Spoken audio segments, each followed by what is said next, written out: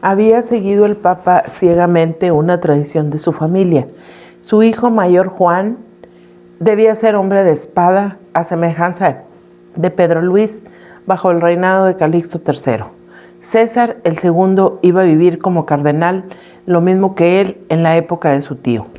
Pero este segundón, el más notable de todos los Borgias jóvenes, no obstante sus altas dignidades eclesiásticas, seguía ejercitándose en el manejo de las armas, llegando a ser, como su padre en otro tiempo, el primer jinete de Roma. Dotado de igual temperamento ardoroso que su progenitor y notabilísimo por su belleza varonil, iniciaba a los 17 años su historia amorosa, favorecido por las libertinas costumbres de la época y el entusiasmo que inspiraba a las damas.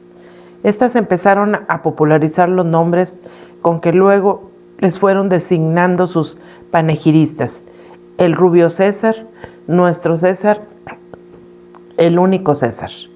Desde el pontificado de Calixto III, las relaciones de la Santa Sede y Nápoles fluctuaban entre la guerra y la concordia, siguiendo Alejandro VI esta política de balanza. Cuando el pontífice se encontraba en una situación difícil, el rey napolitano lo combatía. Si el Papa se afirmaba sostenido por un protector poderoso, el monarca de Nápoles hacía toda clase de concesiones para restablecer la amistad.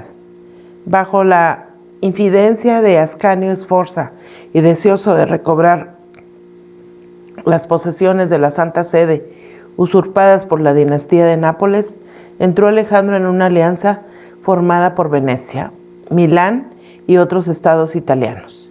Esta liga iba a proporcionarle tropas con que combatir a Virgilio Orsini, quitándole los dominios de la Iglesia vendidos indebidamente por Cibo, el hijo de Inocencio VIII.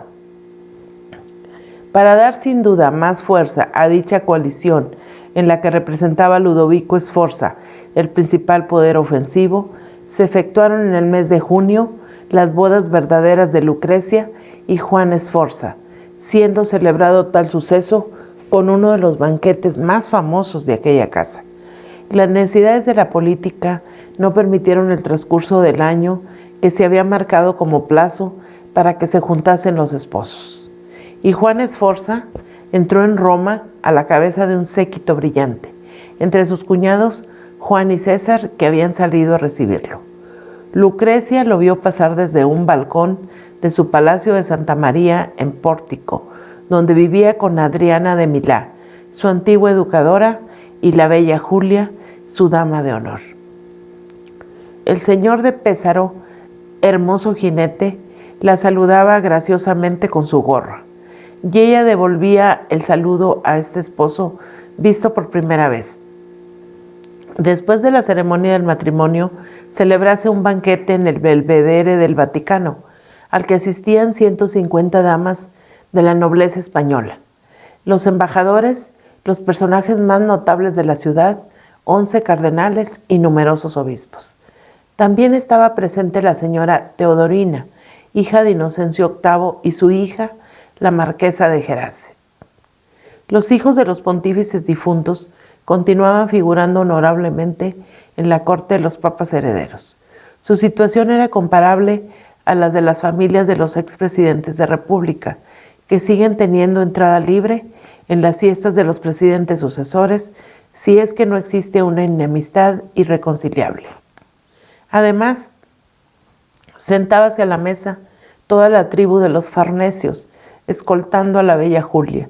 Asistían así completas las dos familias del Papa, la antigua y la moderna, la procedente de la Vanosa y la de la Farnesina. Duró muchas horas este banquete nocturno y fue seguido de representaciones cómicas y trágicas, de recitaciones poéticas y bailes lascivos que excitaron la concupiscencia de los asistentes. Este último espectáculo no resultaba extraordinario, dadas las costumbres de la época. Usted no ignora, Borja, que en todas las cortes de la Italia de entonces, la alegría de vivir se preocupaba poco de la moralidad. Lo interesante era gozar, fuese como fuese. Una de las diversiones finales, a las 4 de la mañana, fue ofrecer a los esposos 50 copas de plata llenas de confites. Infesura, implacable enemigo de los Borgias, dice en su crónica que fue el mismo Papa quien ordenó que vertiesen los confites en los escotes de las hermosas invitadas. Y como todas las señoras tenían al lado cardenales o personales laicos que no eran sus maridos, pues ya existía en aquellos tiempos el uso de separar a los esposos en los banquetes, cada invitado se cuidó de extraer los bombones y almendras azucaradas del escote que tenían más cerca, dando lugar dicha diversión a muchas risas e inmoderadas palpitaciones de senos. Varios embajadores que asistieron a la fiesta y no hablaban de oídos como infesura, dijeron en las cartas a sus soberanos que el banquete duró hasta el amanecer y se divirtieron mucho en él, pero sin mencionar nada especial que lo distinguiese de las otras fiestas de la época. En realidad, la unión de los dos cónyuges fue solo aparente. El Papa, cuidadoso de la salud de su hija, dejó para más adelante la realización material del casamiento. O sea, cuando se cumpliese el plazo convenido de 1 año, fecha en que Lucrecia iría a Pésaro, capital de las tierras de su marido. Por su parte, Juana Sforza no tenía ninguna prisa en la consumación del matrimonio, según se vio más adelante. Fue al ir a Pésaro cuando Lucrecia empezó a quejarse de no estar servida por su esposo, como ella esperaba, pronunciándose finalmente el divorcio después de probar que la joven Borgia continuaba virgen. Sforza se vio acusado por unos de impotencia y por otros de inversión sexual, luego de negarse a realizar la prueba de su virilidad exigida por los jueces.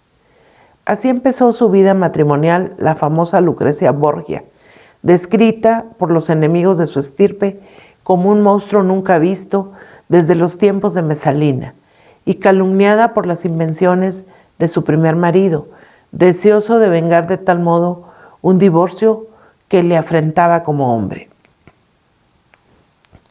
Más de 3 siglos, continuó Enciso, ha creído la gente en los crímenes de esta mujer, que fue dulce de carácter y falta de voluntad, como si todas las energías de la familia, los regocijos ardientes y las cóleras terribles se los hubiesen llevado los Borgias varones.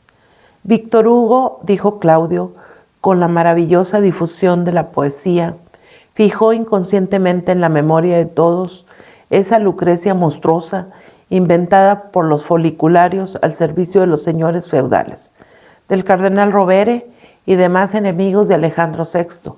En realidad, no sintió otros deseos que verse admirada por su hermosura y su elegancia, casándose y divorciándose según convino a la política de su padre, lo mismo que las hijas de todos los reyes de entonces. Y en el curso de su vida solo tuvo 1 o 2 flirts verdaderos. Fue preciso que los historiadores revisasen de nuevo su existencia casi en nuestros días para que recobrara su legítima personalidad. Por suerte, únicamente en novelones terroríficos, buenos para porteras, vive ya la Lucrecia Borgia de melodrama que conocimos de niños. 2 protestantes, el inglés Roscoe y el alemán Gregorovius, estudiando directamente los documentos de la época, se convencían de tan enorme calumnia histórica, emprendiendo la rehabilitación de dicha princesa, comparable por su carácter a las Gracias antiguas, y que los enemigos de la familia Borgia habían pintado como una Euménide sedienta de sangre, con un puñal y un frasco de veneno en sus manos.